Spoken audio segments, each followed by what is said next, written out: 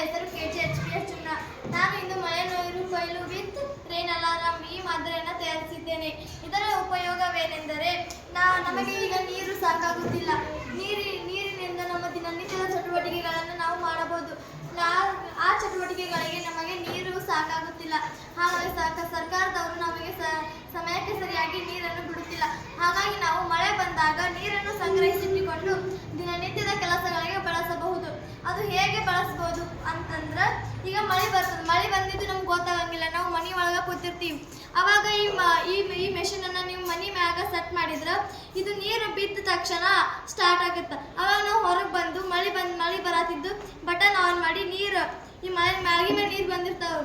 ಆ ನೀರಿಗೆ ಮ್ಯಾಗಿಗೆ pipe collection ಕೊಟ್ಟು ಈ ನೀರನ್ನ ಶುಚಿ ಮಾಡ್ಕೋಬೇಕು. ಗಲೀಜು ನೀರಾಗಿರ್ತಾವ ಅದನ್ನ ಶುಚಿ ಮಾಡ್ಕೊಳ್ಳೋದಕ್ಕೆ ಈ ತರ ಒಂದು ಸೆಟ್ ಮಾಡಿ ಅನಂತರದಲ್ಲಿ ಬಾವಿಗೆ ನಾವು ನೀರನ್ನ